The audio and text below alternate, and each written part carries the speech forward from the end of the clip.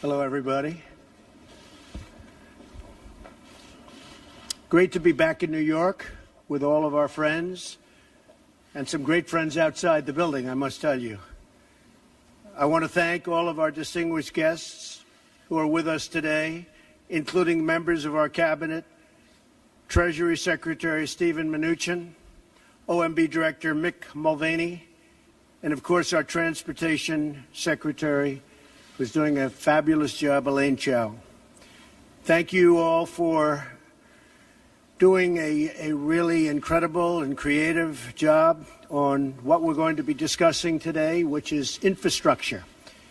We have a great set of briefings upstairs on our infrastructure agenda. My administration is working every day to deliver the world-class infrastructure that our people deserve and, frankly, that our country deserves. That's why I just signed a new executive order to dramatically reform the nation's badly broken infrastructure permitting process. Just blocks away is the Empire State Building. It took 11 months to build the Empire State Building. But today it can take as long as a decade and much more than that. Many stories where it takes 20 and 25 years just to get approvals to start construction of a fairly routine highway. Highway builders must get up to 16 different approvals involving 9 different federal agencies governed by 29 different statutes. One agency alone can stall a project for many years and even decades. Not only does this cost our economy billions of dollars, but it also denies our citizens the safe and modern infrastructure they deserve. This over-regulated permitting process is a massive, self-inflicted wound on our country. It's disgraceful.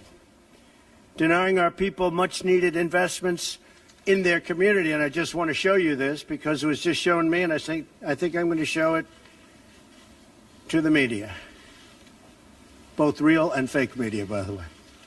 This is what it takes to get something approved today. Elaine, you see that?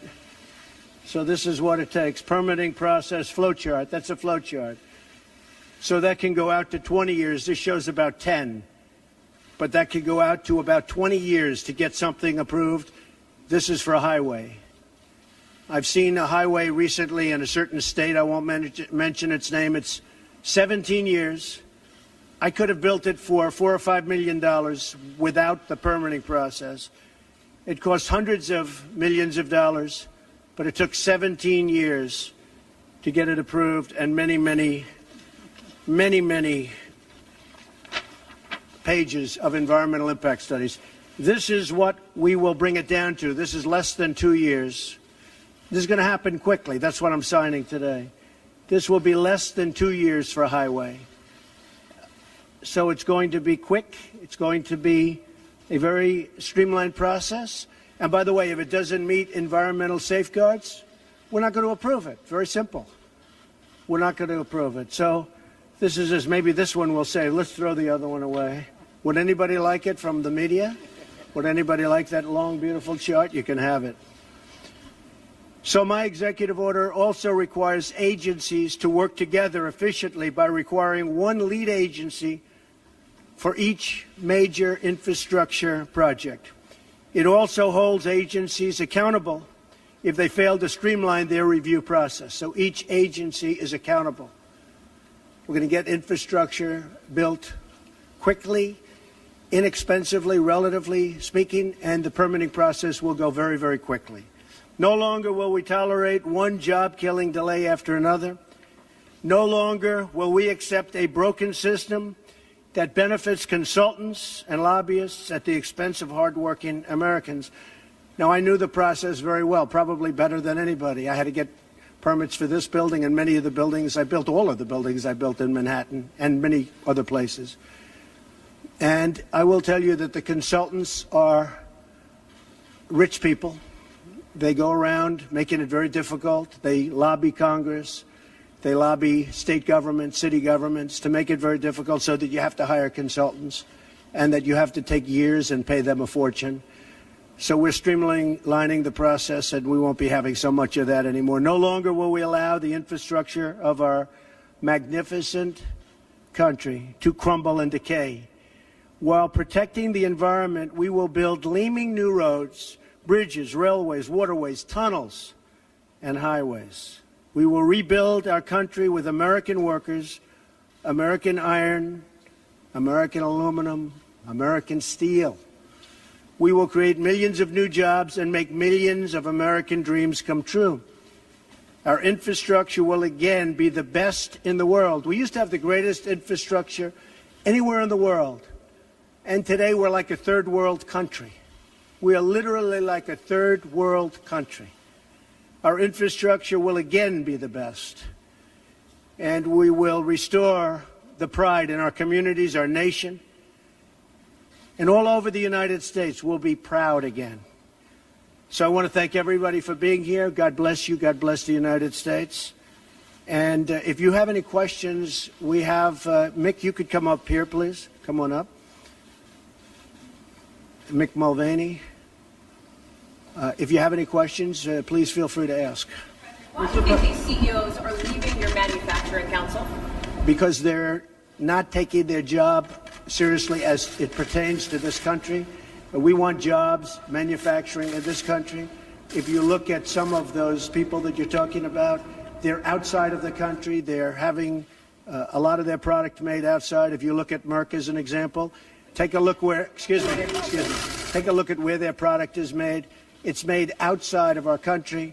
We want products made in the country. Now, I have to tell you, some of the folks that will leave, they're leaving out of embarrassment because they make their products outside. And I've been lecturing them, including the gentleman that you're referring to, about you have to bring it back to this country.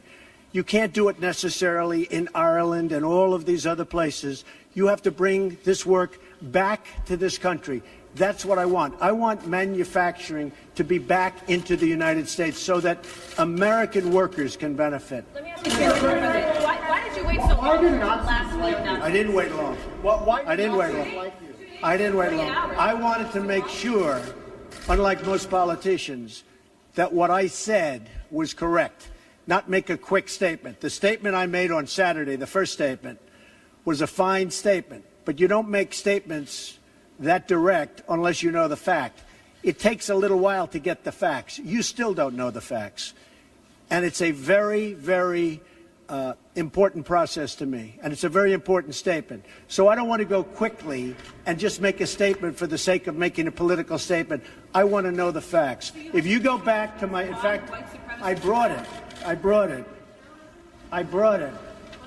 Who did you bring, Mr. President? As I said on, remember this, Saturday, we condemn in the strongest possible terms this egregious display of hatred, bigotry, and violence.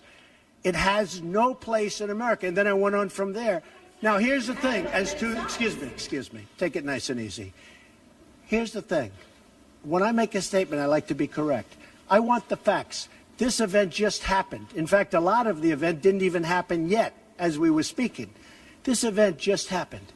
Before I make a statement, I need the facts. So I don't want to rush into a statement. So making the statement when I made it was excellent. In fact, the young woman, who I hear is a fantastic young woman, and it was on NBC, her mother wrote me and said through, I guess, Twitter, social media, the nicest things, and I very much appreciated that. I hear she was a fine, really actually an incredible young woman, but her mother on Twitter thanked me for what I said.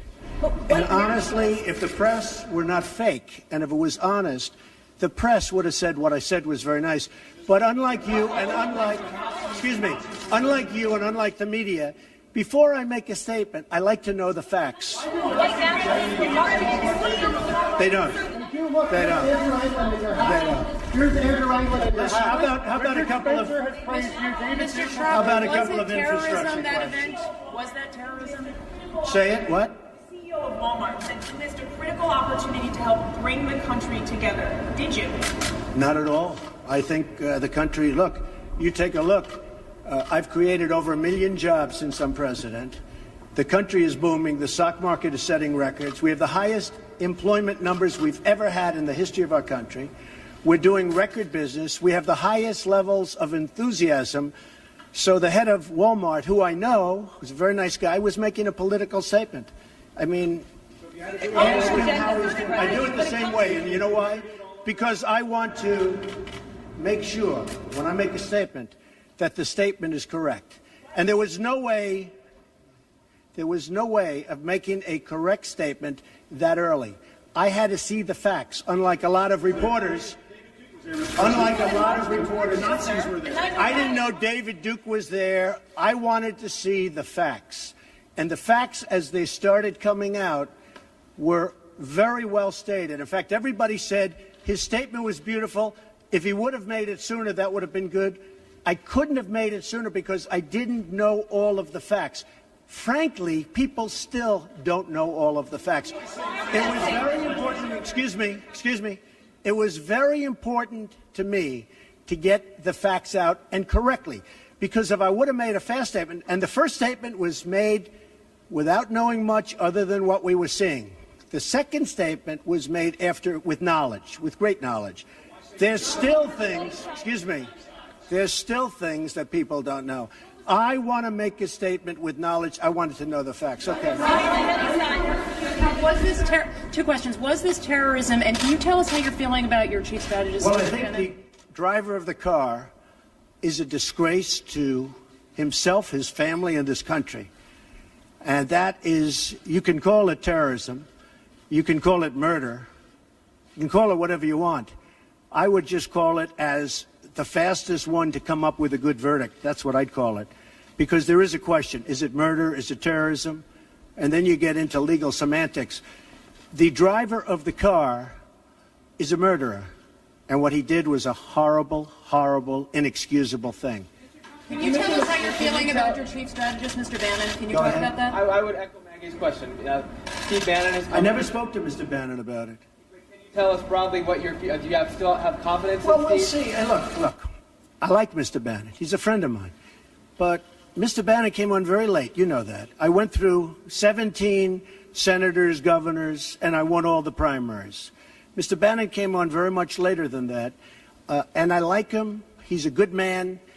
He is not a racist. I can tell you that. He's a good person. He actually gets a very unfair press in that regard. But we'll see what happens with Mr. Bannon. But he's a good person, and I think the press treats him, frankly, very unfairly. Do you have confidence that Senator McCain has called on you to defend your National Security Advisor, H.R. McMaster, against some of these attacks? I did it the last time. And he called on it again, linking the Senator to McCain? the alt-right. And Senator McCain, you mean the one who yes. voted against Obamacare? And he said Who is Senator? You mean Senator McCain who voted against us getting good health care? McCain said that the alt-right is behind these attacks, and he linked that same group to those who perpetrated the attack in Charlottesville. Well, I don't know. I can't tell you. I'm sure Senator McCain must know what he's talking about. But when you say the alt-right, define alt-right to me. You define it. Go ahead. Well, I'm saying, define it for me. Come on, let's go. Define Senator it for me. McCain defined them as the same group. Okay, what about the alt-left that came charging at us? Excuse me. What about the alt-left that came charging at the, as you say, the alt-right? Do they have any semblance of guilt? This is Senator McCain's statement. Let me ask you this. What about the fact they came charging with clubs in their hands, swinging clubs? Do they have any problem? I think they do. So, as far as I'm concerned, that was a horrible, horrible day. Wait a minute. I'm not finished. I'm not finished, fake news. That was a horrible day. I will tell you something. I watched those very closely, much more closely than you people watched it. And you have, you had a group on one side that was bad, and you had a group on the other side that was also very violent. And nobody wants to say that, but I'll say it right now. You had a group on the other side that came charging in without a permit, and they were very, very violent.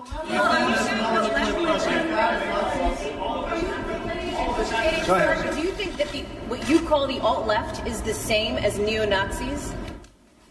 Those people, all of those people, excuse me, I've condemned neo-Nazis. I've condemned many different groups, but not all of those people were neo-Nazis, believe me. Not all of those people were white supremacists by any stretch. Those people were also there because they wanted to protest the taking down of a statue, Robert E. Lee. So, excuse me, and you take a look at some of the groups and you see, and you know it if you were honest reporters, which in many cases you're not, but many of those people were there to protest the taking down of the statue of Robert E. Lee. So, this week it's Robert E. Lee. I noticed that Stonewall Jackson's coming down. I wonder, is it George Washington next week, and is it Thomas Jefferson the week after? You know, you really do have to ask yourself, where does it stop? But they were there to protest, excuse me, you take a look the night before, they were there to protest the taking down of the statue of Robert E. Lee. Infrastructure question, go ahead. Should statues of Robert E. Lee stay up? I would say that's up to a local town, community, or the federal government, depending on where it is located. Are you against the Confederacy? About race relations in America, and do you think things have gotten worse or better since you took office? I think they've gotten better or the same. Look, they've been frayed for a long time, and you can ask President Obama about that because he'd make speeches about it. But I believe that the fact that I brought in, it will be soon, millions of jobs. You see where companies are moving back into our country. I think that's going to have a tremendous positive impact on race relations. We have companies coming back into our country. We have 2 car companies that just announced. We have Foxconn in Wisconsin just announced. We have many companies, I say, pouring back into the country. I think that's going to have a huge positive impact on race relations. You know why? It's jobs. What people want now, they want jobs. They want great jobs with good pay. And when they have that, you watch how race relations will be.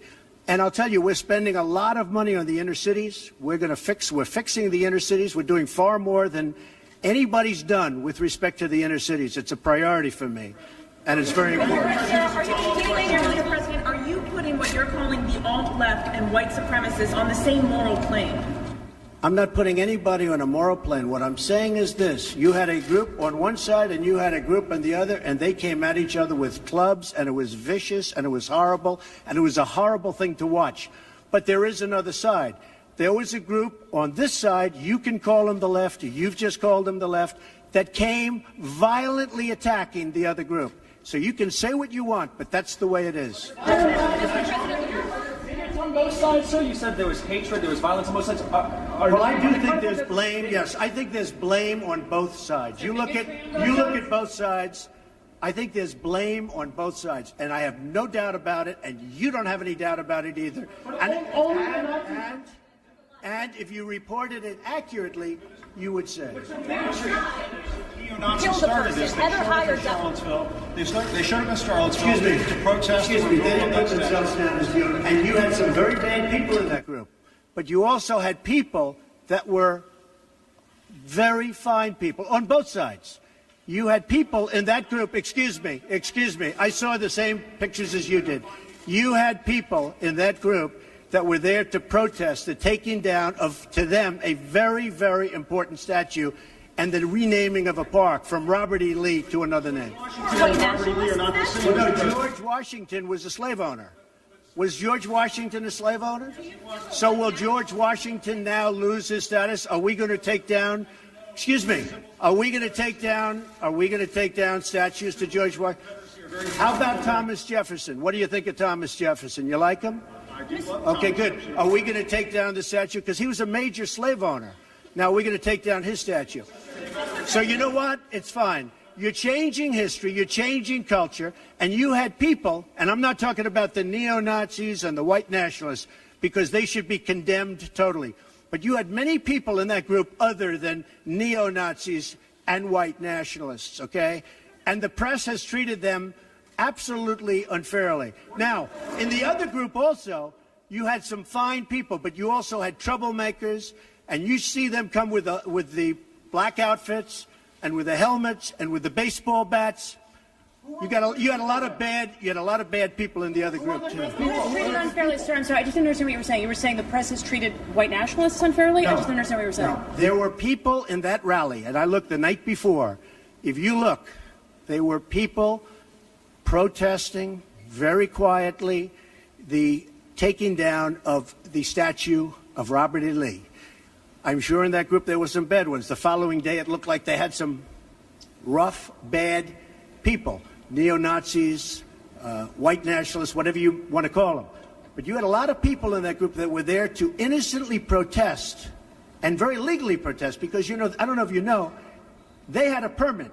The other group didn't have a permit. So I only tell you this. There are two sides to a story. I thought what took place was a horrible moment for our country, a horrible moment. But there are two sides to the country. Does anybody have a final? Does anybody have? You have an infrastructure. What makes you think you can get an infrastructure bill? You didn't get health care. Well, you know, I'll tell you. We came very close with health care. Unfortunately, John McCain decided to vote against it at the last minute. You'll have to ask John McCain why he did that. But we came very close to health care. We will end up getting health care. But we'll get the infrastructure, and actually infrastructure is something that I think we'll have bipartisan support on. I actually think Democrats will go along with the infrastructure. President, have you spoken to the family? Have you spoken to the family of the victim of the car attack? No, I'll be reaching out. When will you be reaching out? I was I thought that the statement put out, the mother's statement, I thought was a beautiful statement. I was telling you, it was something that I really appreciated. I thought it was terrific, and really under the kind of stress that she's under and the heartache that she's under, I thought putting out that statement to me was really something I won't forget. Thank you all very much. Thank you. Thank you. Do you plan to go to Charlottesville, Mr. President?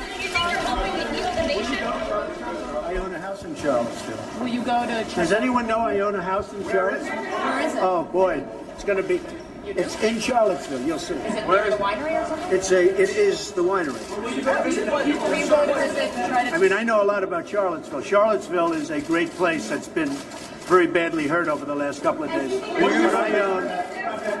I own actually one of the largest wineries in the United States. It's in Charlottesville. What